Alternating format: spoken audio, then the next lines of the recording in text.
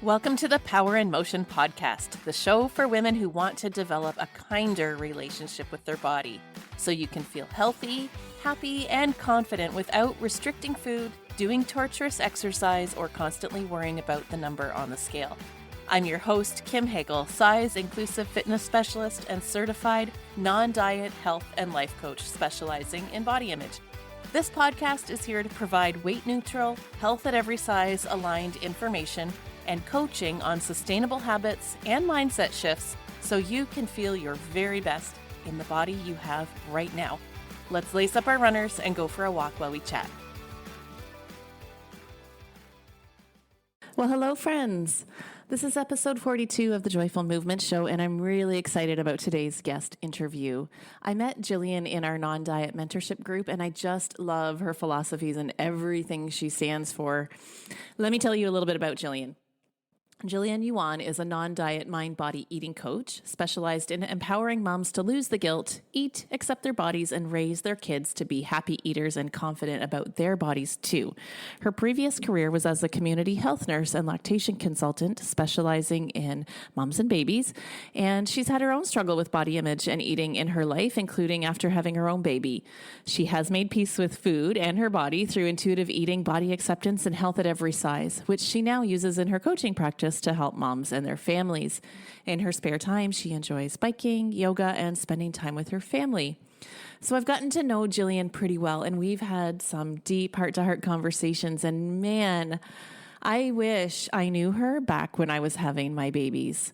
I remember those early days being just exhausted and emotional and riddled with worry, wondering if I was feeding my baby enough, if they're getting enough, if they're growing, if they're thriving, they're healthy, and then feeling all the pressure to do everything right, but feeling like I was doing it all wrong.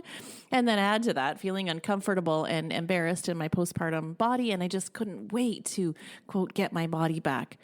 I mean, it was a beautiful time. I loved having babies. Obviously, I had 4 of them, but those early weeks were so tough. I wish I knew then what I know now and had someone to support me with all the confusing emotions I was feeling so I could be a little more peaceful and present in the moment. So that's what Gillian does. She has such a gift for helping moms in those early days to let go of all the worry, stress, pressure, and anxiety so they can live more fully. In the interview, we talk about the pressures on moms to get everything right and how that actually causes moms to disconnect from their intuition. We chatted about how important it is to heal our own relationship with food so you can help your kids do the same. And we got into how moms can cultivate a sense of body trust even when things are changing and unfamiliar. So I hope you enjoy. Hey, Gillian. Welcome to the Joyful Movement Show. I am so excited to have you here sharing your pearls of wisdom about motherhood and feeding kids and just saying no to all of the pressure and expectations that are on moms. I think we're going to have a really great chat. So I'm excited you're here. Welcome to the Joyful Movement Show. Thanks, Kim. Thanks for having me. I'm really excited to be here. Well, it's my pleasure.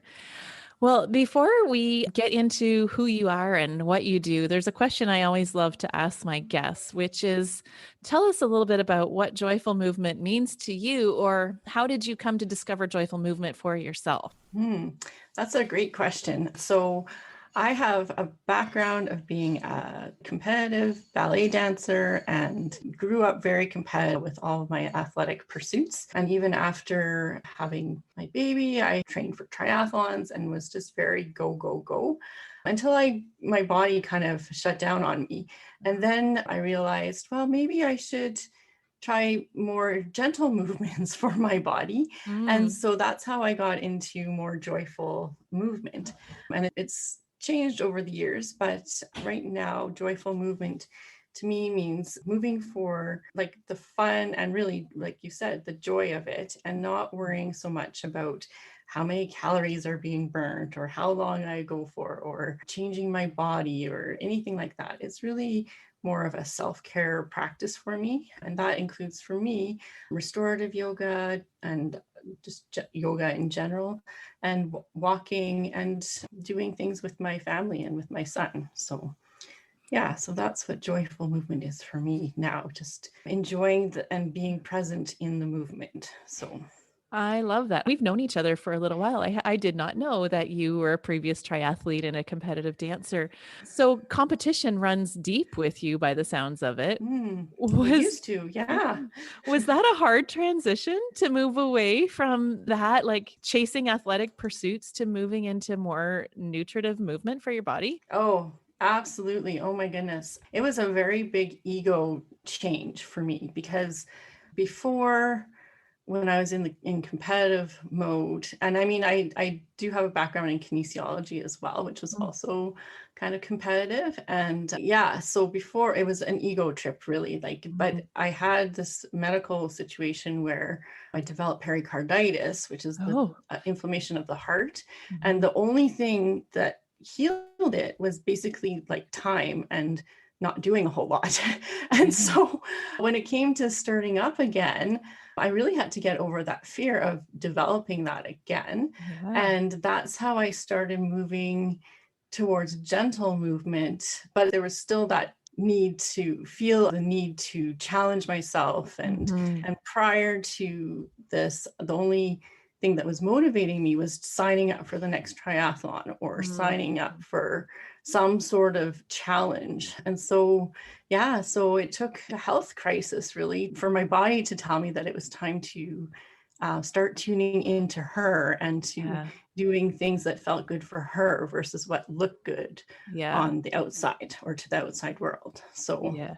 yeah, Sometimes those warning signs from our body, those scary, can be a great gift, right? They have a absolutely. lesson inside of them, and uh, even though your body was talking to you, was it hard for your mind to catch up, or was that an easy transition, knowing Mm. like my body needs this, I have to go along with this? Yeah, it was more of a management of anxiety to go Mm. along with my body. Mhm. Absolutely, because I wanted to feel like I was still doing something for my body. So that's how I actually started the healing process through restorative yoga Mm. practices Mhm. and then gradually healed, I guess is the word. And even still today, I don't put that pressure on myself. And I think I was actually just burnt out from all the Mhm. pressure, not Mhm. only from the pressure of athletic pursuits, but also the pressures of motherhood and Yeah. all of that stuff and pressure of being a nurse and like all of the pressure just Yeah. it went right to my heart and like literally. Yeah. And it was actually while I was on basic bed rest healing my heart when I started looking for different ways of eating and health. And that's how the psychology of eating and intuitive eating Was formed born. in my life. So interesting. I always love hearing people's journey, how they got to where they are now, because there's always a story, right? We didn't Yeah. just, pick up a book one day and decide, oh, this is it. There's always an emotional connection to the work that we do. So thank you so much for Mhm. for sharing your Yeah. journey. My Um, pleasure. yeah. So tell us a little bit more about the work that you do now. I know you mentioned Mhm. about the pressures that are on moms, and we're going to talk about that as this conversation goes along today. But Mm. am I right? That also inspired your work. So tell us what it is that you do. Yeah, thanks. Yeah. So I'm a certified mind body eating coach, but I've developed a non diet health coaching program for moms. And so I help empower moms to eat normally, live life fully, and to raise their kids to be happy, healthy, and confident eaters as well, and have a healthy body image for both moms and their kids. So, Yeah. yeah, so that's in a nutshell what I do now. I love the sound of all of that. To eat normally. What was the other things you said? Eat normally, Eat live life normally, live fully. fully. Yeah. Yeah, and And raise happy eaters, yeah, basically. Yeah. and with a healthy body image for both of you. I mean, Yeah. that's what we really want at the end of the day, isn't it? I mean, I'm a mom too, you're a mom, and there's so much pressure on us, as you said, to do it all right. But at the end of the Yeah. day, that's what we're really wanting. Absolutely. Yeah. And taking that pressure off because there's so much pressure on Mhm. moms from society and diet culture that it's about removing that pressure Mhm. and and knowing that as long as you've got the basics covered, your kid will be okay. I'll just explain to our listeners how we got to know each other was through the non-diet professional mentorship group with Stephanie Dodier. And in our forum recently, there was this really great thread about what it means to be a good mom. Because lots of us in the group are moms, and, you know, as entrepreneurs, we all face pressure too, to like work our business and look after our kids and be a good mom. Like, you had a lot of wisdom to share on that thread. Can you summarize what you feel it means to be a good mom? Yeah. So I'm going to use good mom in air quotes Yeah, totally. because, there is such a huge pressure. And from my background, so I'm no longer a nurse at the moment, but my background was going around to new moms and babies, helping them with breastfeeding and all the other nursing things that needed to be done. And from that, I just saw such a huge pressure that was placed on moms right out of the bat. Like right once baby was born, there were so many pressures. So it's just that whole notion that there's no such thing as a good mom, really. Like if you are worried about being a good mom, you're already a good mom. Like it's kind of like you're already providing what's needed for your children. And for me, really, the role of mother has really changed for me over the last few years. But it's looking at, okay, there are things that need to be provided for our children, food, a safe place, loving, compassionate care, but it doesn't mean negating ourselves. And so that was something big that I had to, well, I learned the hard way, clearly, and moving into, okay, I can be a quote unquote good mom, but it doesn't mean giving my entire self over to my children, and finding that space of, okay, I can mother and be an entrepreneur. I can mother and be an example for my child with having healthy boundaries. So I have a son, he's 9 years old, and I want him to see that women are powerful and empowered and can be strong as well. And so it's about being that as an example for him in my own life, and letting go of any of the guilt that might come. So I was basically a stay-at-home mom and working part-time, and I had this amazing guilt that used to come over me for leaving my child. And now I realized that wasn't actually great guilt to carry. And really, from what Stephanie Dodier has shown us too. So if food has no moral value, well, does being a stay-at-home mom or a working mom have moral value? Well, in my mind, no. Does paying someone to help or not pay someone to help? Like, it really helped put into perspective what it really means to be a mother these days. Yeah, what I got from that is that being a good mom, in air quotes, like, there's so many expectations on us about what that means, but they're conflicting at the same time, right? Totally. Work hard, but be there for your kids. Live in the moment, but have a perfectly clean house. Feed the kids Totally. healthy food, but then allow them to have, like, everything's Yeah, contradictory all the time. And we get, totally. like, no wonder we feel so much guilt and Yeah. pressure, because there's no straight answer, right? Exactly. Well, and actually, I was just thinking back to that thread you were talking about on Facebook, and one of my main points was that it does all mothers a disservice to judge each other Yeah. on what their value or what they deem they want to be as mothers, right? Like Yeah. some mothers thrive in being home with their kids and keeping house, and they love that, and it's absolutely their calling, shall I say. Yeah. And other moms feel actually that they're better, more present with their children when they have a job, and then are able to come home and be fully themselves with Yeah. and fully present with their kids. So there's a huge spectrum, and for mothers and women, and even the feminist movement, it does it every woman a disservice and every mother a disservice to judge each other Yeah. based on what they deem to be motherhood for Mhm. themselves and their families. Mhm. So, but also holding space for that empowerment and the knowledge that if you're feeling like you're sacrificing your entire being for motherhood, it doesn't have to be that way, right? So, Yes. Yeah, I think that's the big thing is we let these expectations interfere with our well-being, mhm. right? And our own opinion of ourselves, and then we become our own worst critic, and that's where I feel the guilt comes from. Yes, I absolutely agree. And that's where self coaching has been very helpful Mhm. for me. And I'm helping my mom clients with that as well. And that's been one of the things that's been so helpful, not only in their journey with food, but also in motherhood. Yeah. Yeah. When you talk about live fully, would you say that Mm. that's where the self-coaching model kind of it comes in, like changing our mindset about motherhood, about ourselves, about our bodies, so that we can step into the life we're meant for? Am I on the right track? Yeah. That's absolutely what that means. And it means being empowered to be the mom and the woman that's within you, that's always been there, right? Mhm, So mhm, mhm.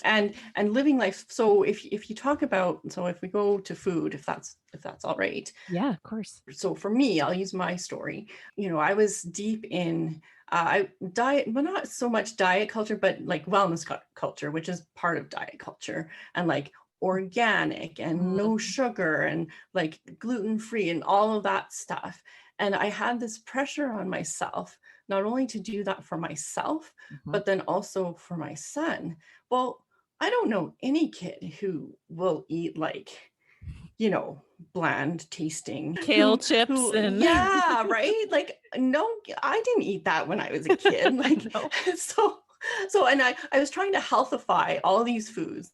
And I Uh-huh. had, and my son was a picky eater. He's improving as he ages, and I'm working with a different model here. But since he wouldn't eat that stuff, I ended up resorting to like typical, like chicken fingers and fry, that kind of food. But I was beating myself up that he wouldn't eat. So I was creating all of this drama in my life Mhm. around food. And my husband also wouldn't eat the stuff I wanted everybody to eat.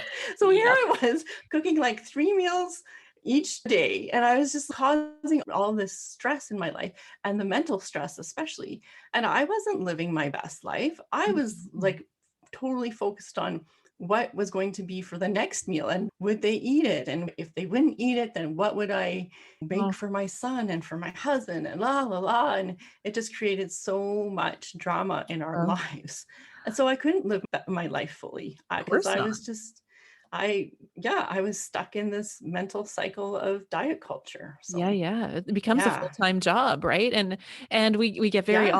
all or nothing in our thinking, right? Like society tells us, especially as women with privilege living in a first Mhm. world country, like we're supposed to do the right thing by feeding our kids healthy food and giving them the organic foods and giving them the greens. And then if they don't want it, then well, we must have failed. And then Totally. then we go straight from organic, kale, like all of the health foods to what you're calling like the chicken fingers and fries, and then we feel like we're feeding our kids junk in air quotes.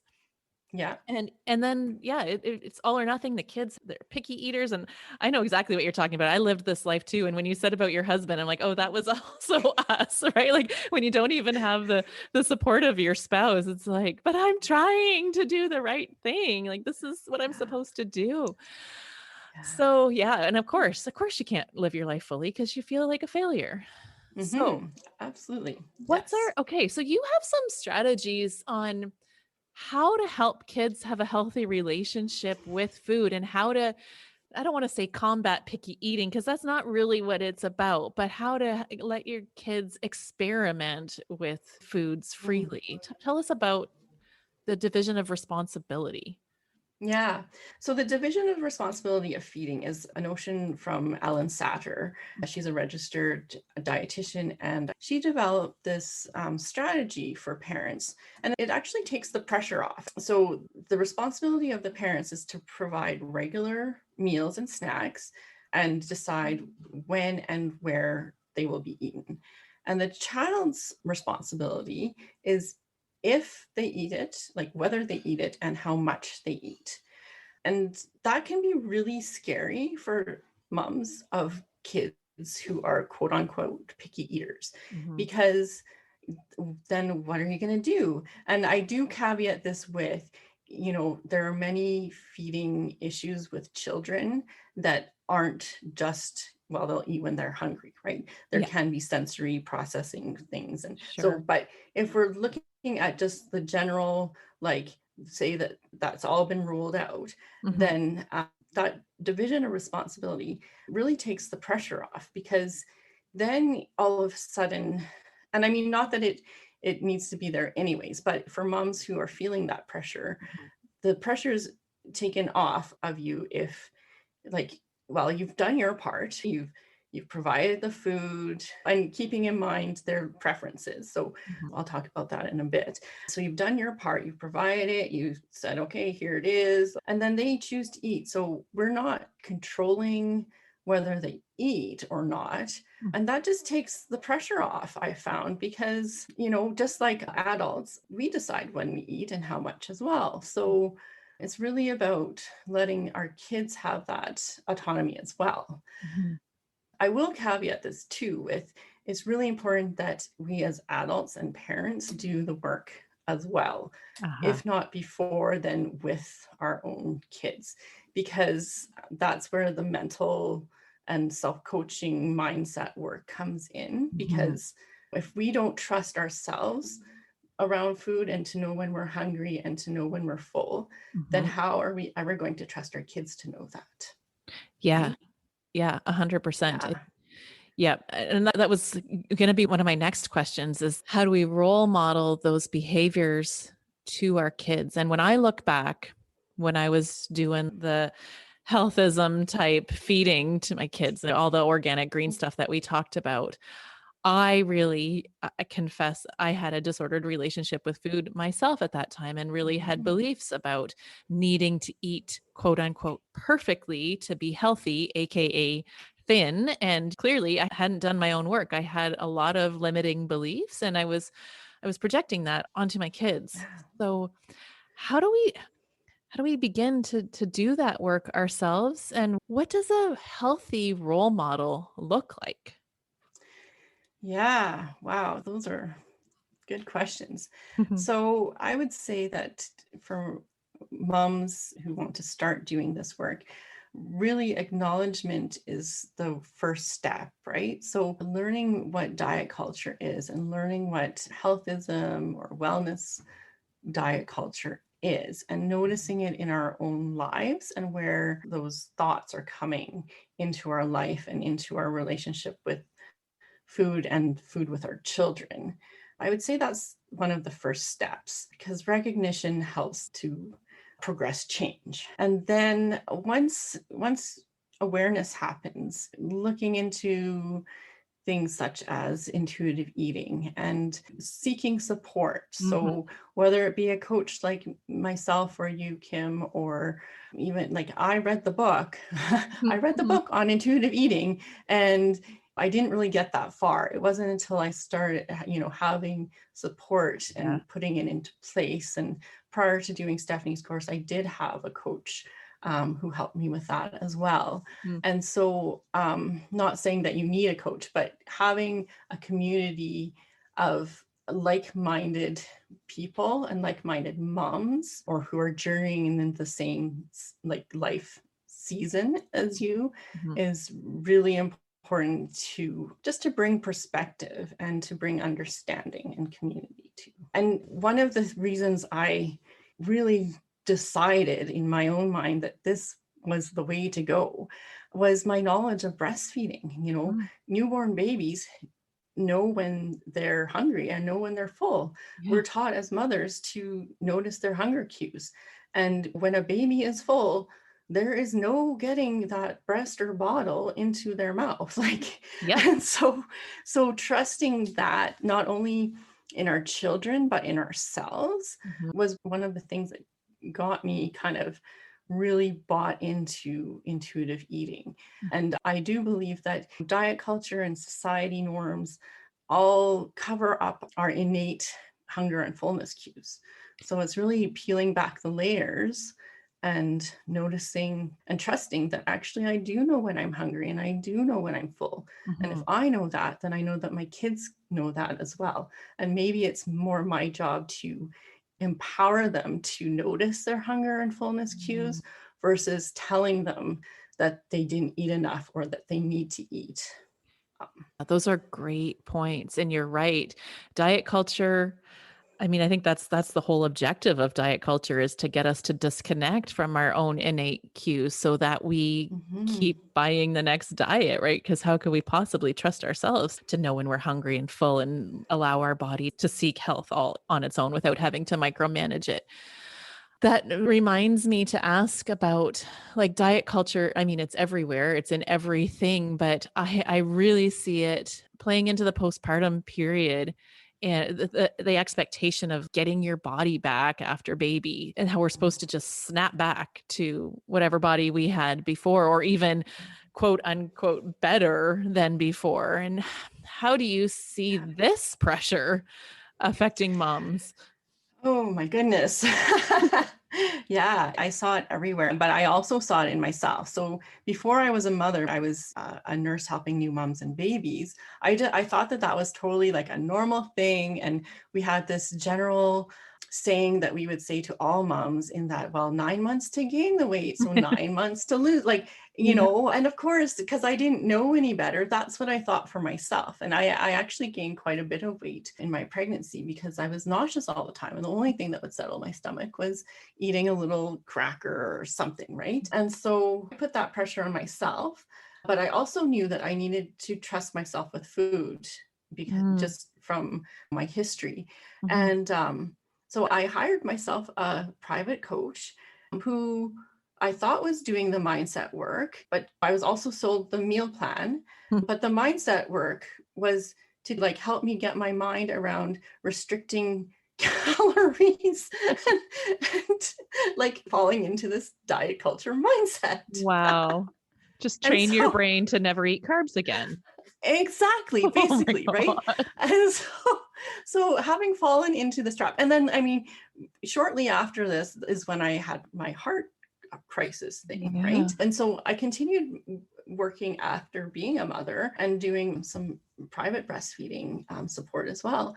And I saw it throughout everything, like moms who, were struggling with breastfeeding or struggling with the fact that they, had to have a certain type of delivery versus the one that they wanted or what Mhm, were mhm, is quote unquote supposed to have.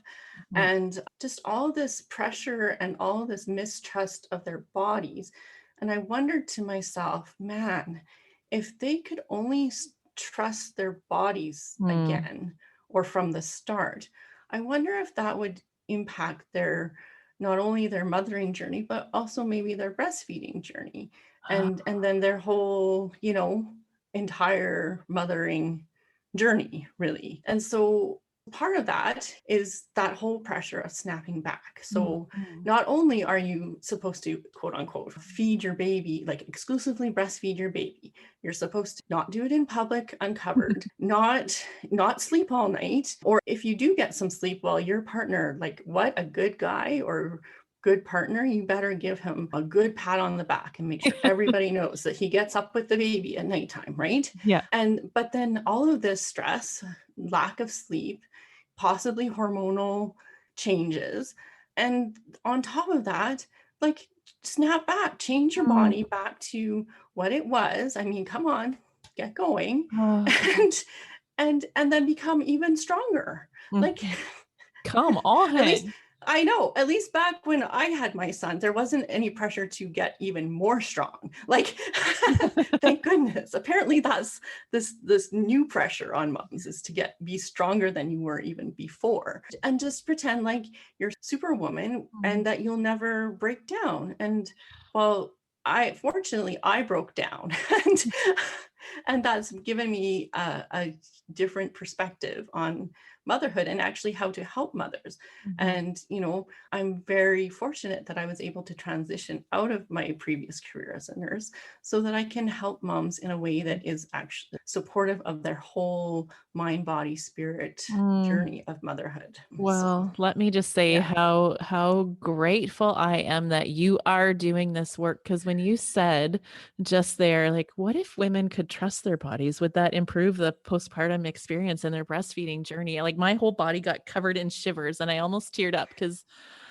I've had 4 children and I remember that time being so hard, Yeah. so difficult. And I just, if I could have just trusted my body and like rested more, like not worried about keeping the house clean or entertaining the visitors or making sure that the meals were on the table, and just like enjoyed that time and let my body just be what it was.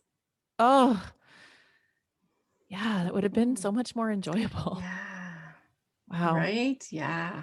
You're not alone. And I mean, I worked with hundreds of moms in my previous career, and that was one of my big questions and my big ahas from that work. And also removing any moral value, right? Like there's no moral value placed on how your pregnancy goes, how you birth your baby, how you feed your baby. We have to take that pressure and judgment, like the whole mommy wars. Yeah. Oh, Right? We have to take that pressure off of each other, and the pressure of what work looks like after, or what home life looks after. Like if we could just everybody take a deep breath exactly. and know that for the vast majority, all moms are trying to do the absolute best for their children, and also remember themselves in their process. Yes. And there's no judgment in that. Yeah. Oh, I love everything you're saying. Tell us a little bit about the coaching work that you do. Tell us about your program and how you help moms specifically through that. Yeah, so I have a 12-week program, and it's called Moms, Mealtimes, and Mindset. And it takes moms through intuitive eating, health at every size, the division of responsibility of eating to work with their children, and body image. And also on top of that, of course, the self-coaching mindset work. So it's a layered combination of all of that within the 12-week program. So that's the main way that I work with moms at the moment. Amazing. And then, yeah, depending on when this comes out, I'll be starting up my podcast called Oh, yeah. Motherhood Undieted. That's Yeah. amazing. So I will definitely put links to that in the show notes. And like I said, I wish that I knew of this stuff when my kids were little. I wish I had someone like you at that time to help me with all of these things that I was thinking and feeling, and all of the pressures that society puts on us, but that we put on ourselves. I wish I had someone to help me just let that all go. So for the moms who are listening, who are in that space right now, please connect with Gillian and look into her program, and tell us where they can find you on social media as well, Gillian. Yeah, so I'm on Instagram and Facebook, and my tags are at Gillian Yuan Moms, and it's Gillian with a G and Yuan spelled Yuan, and then moms. And then my website is also jillianyuan.com. Great. And do you have a free offer on your website too that people can get? Yeah, absolutely. It's also in the links in my bio. I put together a guide to help the struggle with sugar with your kids. Oh, that's so valuable. That's another pressure. Don't ever give your kids sugar. Exactly. So it works with moms and gives tips for kids as well. So it's a dual guide. Fantastic. Well, everybody pop on over to Gillian's website and download that.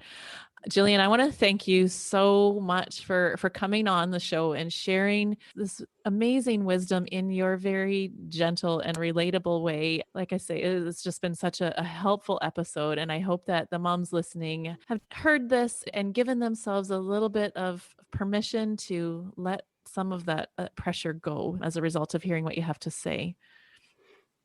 Thank you so much for having me, Kim. I really love this work, and I'm so glad that you and I have connected through it. Well, me too. And it's been my pleasure. Hey, so I hope you enjoyed that interview. Before we sign off for today, I want to let you know about a couple of new things Gillian has available since the time of recording this interview. If you visit her website, gillianyuan.com, and the link is in the show notes, you'll see that she has a new free resource called 5 Things for Moms to Focus on Other Than Losing the Baby Weight. Gillian has a real gift for helping new moms learn to make peace with all the changes in their body and life during those early days and to trust their body while letting go of all the pressure and shoulds. I know I've said it a number of times, but honestly, I wish I had someone like her when I was having babies to help me chill out when I was worried that I was doing it all wrong. So if you're in that boat, then you'll definitely want to check out her postpartum body respect coaching program. It's all about learning to accept and respect your changing postpartum body while adjusting to motherhood. And lastly, Gillian just launched her new podcast, Motherhood Undieted. So go check her out on your favorite podcast platform too. From both Gillian and I, thanks for hanging out with us today. If you loved this episode, please share it or leave a 5-star rating and review on iTunes. I'll see you back here next Monday for more non-diet motivation. In the meantime, you can keep in touch with me on my social channels at Radiant Vitality Wellness, or you can learn about my programs on my website, www.radiantvitality.ca.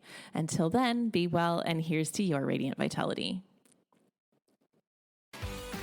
Thanks for tuning into the Power in Motion podcast today. If you love what you're learning here, then I invite you to take the next step of embodying these concepts into your own life so that you can live your healthiest, happiest life and never again feel held back by your body.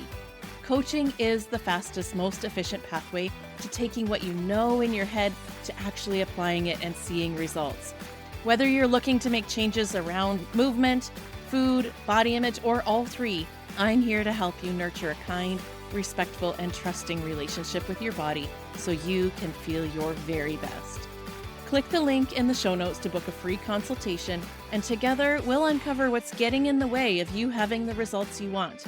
You'll leave this call knowing exactly what you need to work on, and together we'll explore whether one of my coaching offers is a good fit for you. I can't wait to meet you.